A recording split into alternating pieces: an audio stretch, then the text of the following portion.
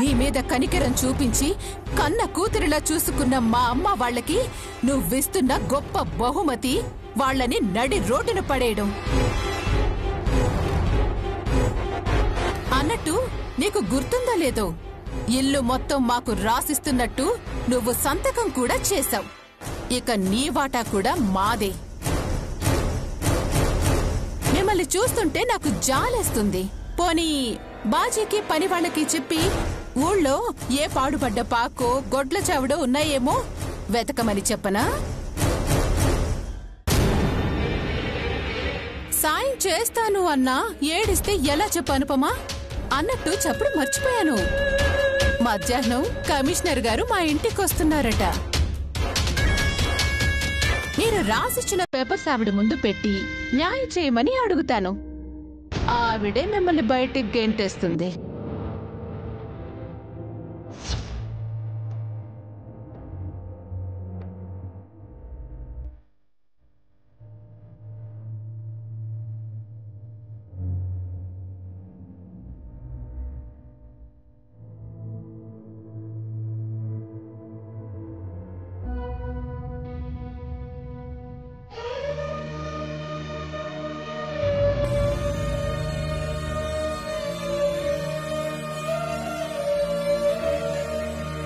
మొన్న మీరందరూ ఇల్లు వదిలి వెళ్లినప్పుడు ఆస్తిలో నా వాటా నా భార్యకి రాశాను అని మా అన్నయ్య కథని మలుపు తిప్పి మీరందరూ కష్టాలు పడకుండా కాపాడి వెళ్లాడు. కానీ ఈసారి బ్రహ్మదేవుడు దిగొచ్చినా పర్వతనేని శివపార్వతి గారి కుటుంబం రోడ్డున పడక తప్పదు.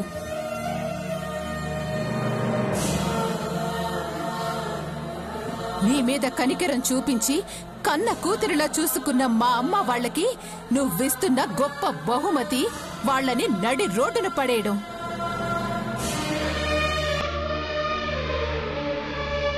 ఎవరినైనా నువ్వు పరీక్షించాలనుకుంటే సంవత్సరం, 2 సంవత్సరాలు, 5 సంవత్సరాలు పరీక్షిస్తావు. కానీ నన్నెందుకు చిన్నప్పటి నుండి కష్టాలు పెడుతూనే ఉన్నావు. బాధని దిగమింగుకుంటూ ఆనందంగా పైకి కనిపిస్తుంటే నిజంగా ఆనందంగా ఉన్నానేమో అనుకుని బాధలు పెడుతున్నావా? నీ కష్టాలతో వచ్చే కన్నీళ్ళకి, ఆనందంతో వచ్చే ఆనంద బాష్పాలకి తేడా తెలియడం లేదా అమ్మా? తల్లిదండ్రులు ఎలా ఉంటారో చూడలేదు. పెంచిన వాళ్ళని నీ దగ్గరికి తీసుకెళ్ళిపోయావు.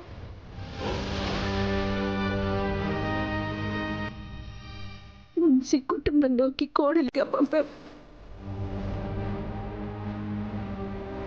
అమ్మ నాన్నల కంటే ప్రేమగా చూసుకునే అత్త మావుల్ని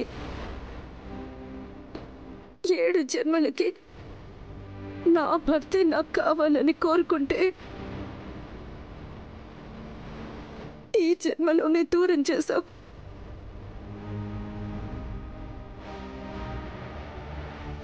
అప్పుడు నిన్ను నేను నిందించలేదు.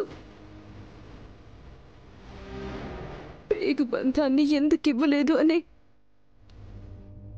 నేనెప్పుడూ నిన్ను నిలదీయలేదు.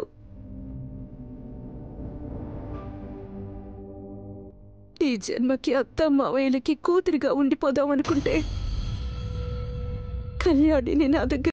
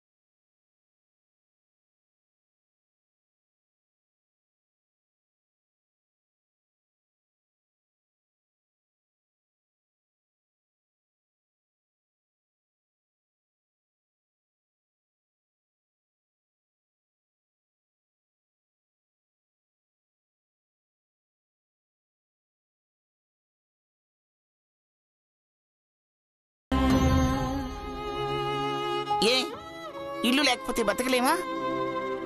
ఎలా అయినా సరే నీ మీద పడింది నింద మాత్రమేనని, అనుపమ అగ్నంత స్వచ్ఛమైనదని దమయంతికి శౌర్యకి తెలిసేలా చేస్తాను.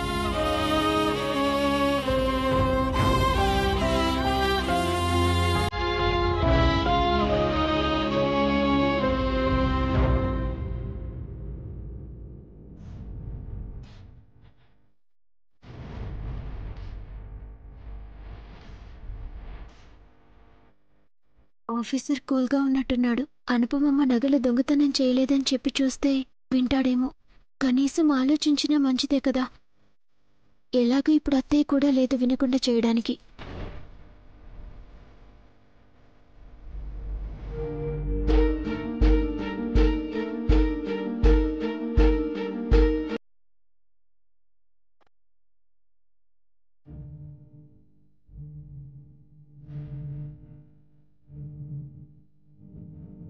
ఆఫీసర్, మీతో కొంచెం మాట్లాడాలి.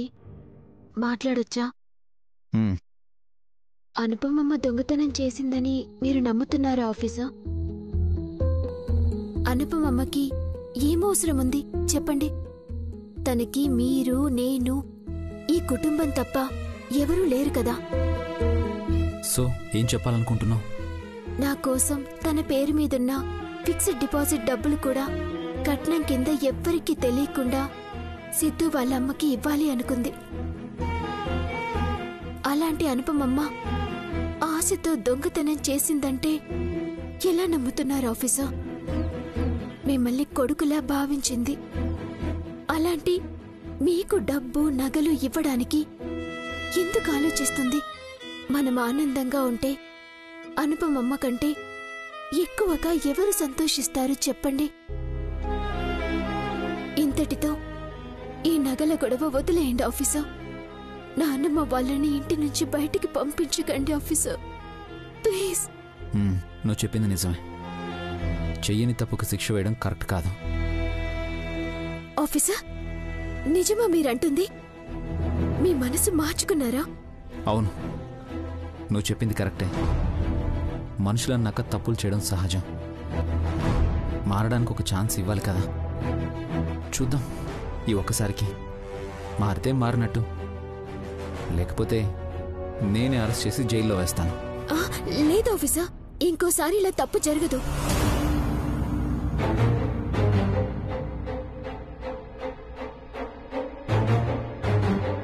Thank you officer.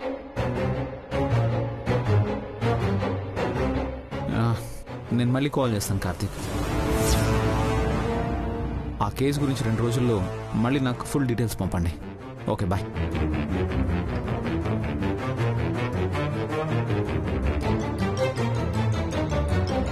ఏంటి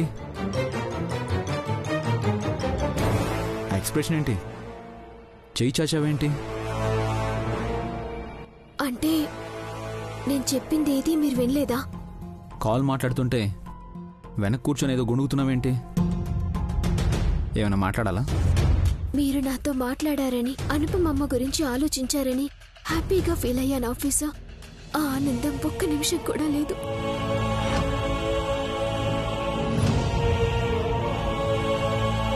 ఓయ్, నిన్నే అడిగేది. స్టాచ్యూలో ఉండిపోయావేంటి? ఏమైనా మాట్లాడాలా? అవును ఆఫీసర్. చెప్పు, ఏం మాట్లాడాలి? అనుపమమ్మ గురించి. మీ అనుపమమ్మ గురించా? చెప్పు. నగలు దొంగతనం అమ్మ చేయలేదు ఆఫీసర్. అవి ఎలా మాయమయ్యాయో అమ్మకి కూడా తెలియడం లేదు. హో, అలా చెప్పి నిన్ను రాయబారానికి పంపించిందా? అమ్మ పంపలేదు ఆఫీసర్, నేనే వచ్చాను. వేసిన తాళం వేసినట్టే ఉంది, కానీ బీరువాలో పెట్టిన నగలు డబ్బు మాయమయ్యాయంట. ఎలా కనిపిస్తున్నాను నీకు? అర్థం చేసుకుంటాననుకున్నాను ఆఫీసర్. మీకెంత చెప్పినా వృధానే అని ఇప్పుడే అర్థమైంది.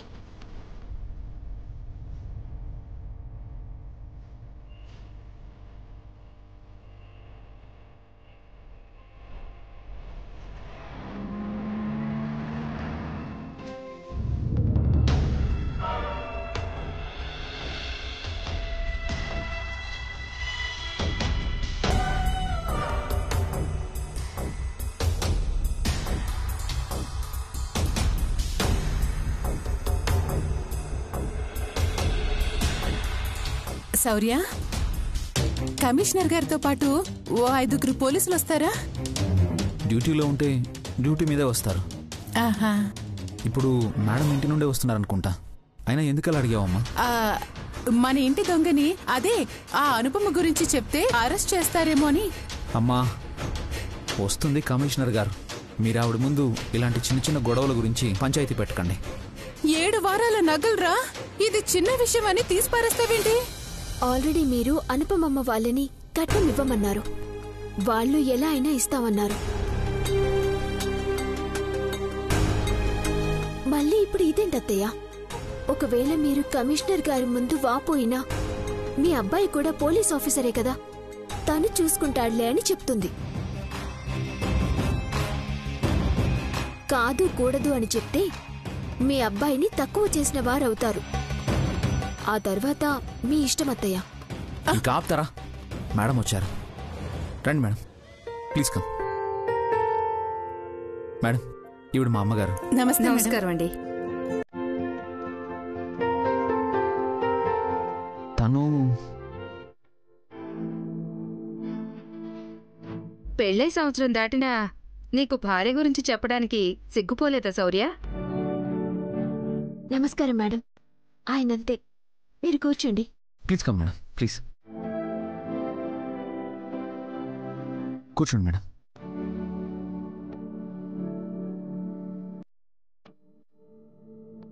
మీ ఆవిడ చాలా బాగుంది శౌర్య. నువ్వు ఆవిడ్ని సెలెక్ట్ చేసుకున్నావా, తను నిన్ను సెలెక్ట్ చేసుకుందా?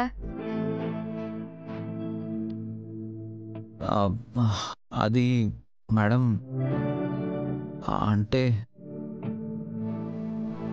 ఆయన నాకు సెలెక్ట్ చేసుకునే ఛాన్స్ ఇవ్వలేదు మేడం.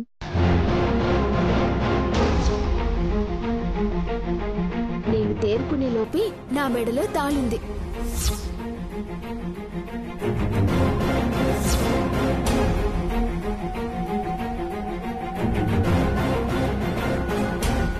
అంతలా నచ్చుంటావు మా శౌర్యకి. ఆలస్యం చేస్తే దొరకవేమో అని అలా చేసుంటాడు. అంతే కదా శౌర్య? అది చెప్పాలనుకుందొకటి, ఎవడికి అర్థమైందొకటి. మీ పెళ్ళెప్పుడు వద్దామనుకున్నానమ్మా. ఆ రోజు సీఎం గారి మీటింగ్కి వెళ్లాల్సొచ్చి కుదరలేదు. 1 ఇయర్ తర్వాత ఇప్పుడే కుదిరింది. ఏది బాబునిటివ్వమ్మా.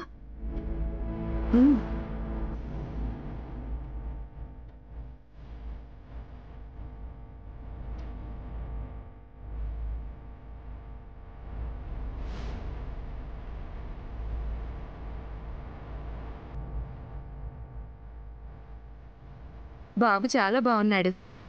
వీడి పేరేంటమ్మా? ఇంకా పెట్టలేదు మేడం. కన్నయ్య అని ముద్దుగా పిలుచుకుంటున్నాం. నువ్వు వెళ్ళి కాఫీ తీసుకురా. ఇదిగో అమ్మా, నీ పేరేంటి?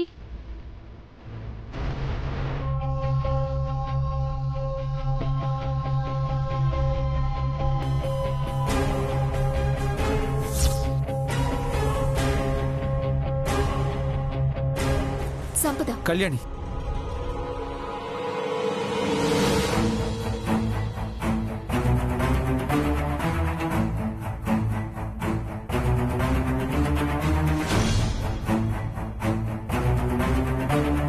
అదేంటి శౌర్య, తను సంపద అంటుంటే నువ్వు కళ్యాణి అంటున్నావు?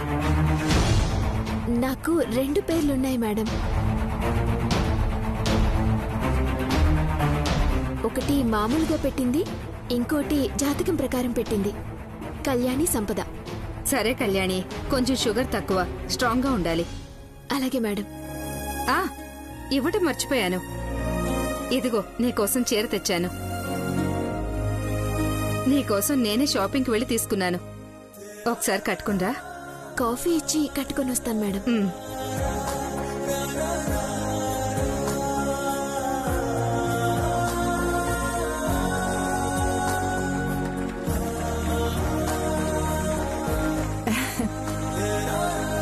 ఇటివ్వండి.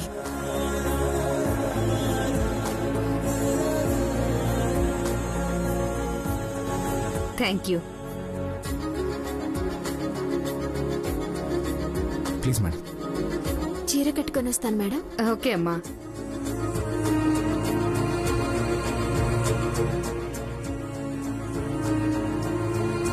మేడం, దొంగతనానికి ఏం శిక్ష వేస్తారు?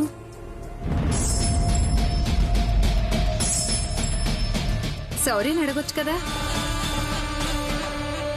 వాడికి జాలి ఎక్కువ మేడం. ఆయన వాళ్ళని సీరియస్ గా తీసుకోవడం లేదు.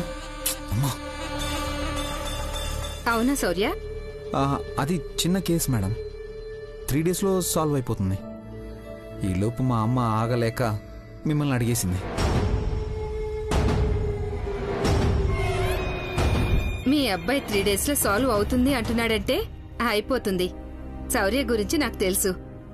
ఏదైనా అనుకుంటే జరిగే వరకు నిద్రపోడు.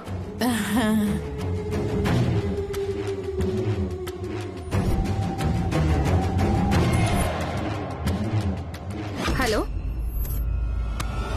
10 మినిట్స్లో స్టార్ట్ అవుతాను. Okay, bye. ఈరోజు హాలిడే కదా, పిల్లల్ని బయటకు తీసుకెళ్తానని చెప్పాను. ఓ శౌర్య, కళ్యాణి ఇంకా రాలేదు. మేడం గారు వెళ్ళాలనుకుంటా, వెళ్ళి చూడు. Excuse me madam.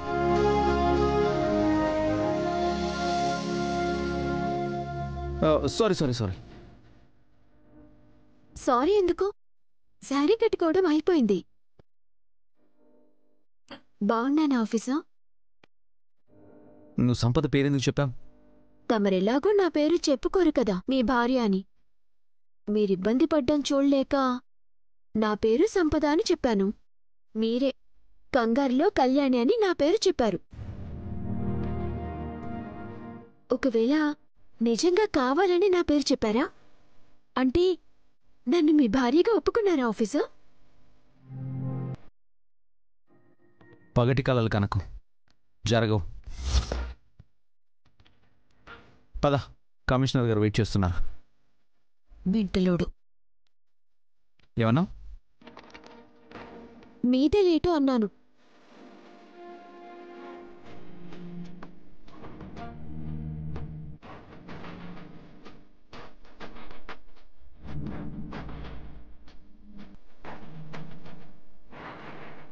నువ్వు ఈ చీరలో చాలా బాగున్నావు. Thank you madam. మీరిద్దరూ అలా వస్తుంటే సీతారాముల్లా ఉన్నారు.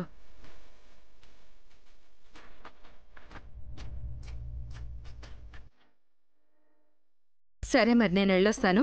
అలాగే మేడం.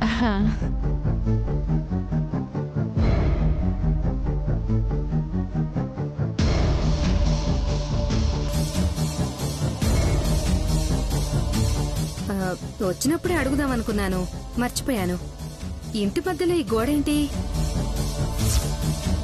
నేను చెప్తాను మేడం.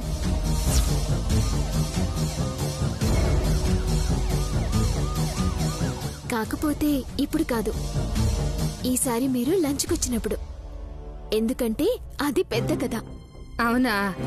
సరే, నెక్స్ట్ టైం వచ్చినప్పుడు ఫుల్ స్టోరీ వింటాను. Okay, bye. అలాగే మేడం.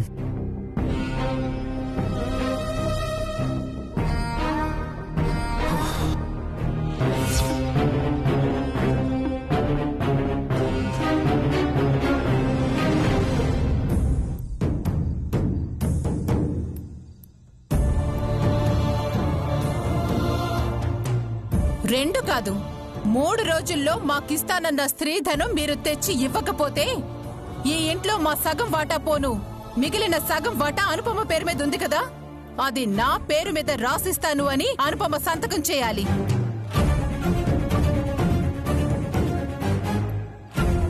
నీ మీద కనికరం చూపించి కన్న కూతురిలా చూసుకున్న మా అమ్మ వాళ్ళకి నువ్విస్తున్న గొప్ప బహుమతి వాళ్ళని నడి రోడ్డున పడేయడం. అన్నట్టు నీకు గుర్తుందా లేదో, ఇల్లు మొత్తం మాకు రాసిస్తున్నట్టు నువ్వు సంతకం కూడా చేశావు. ఇక నీ వాటా కూడా మాదే.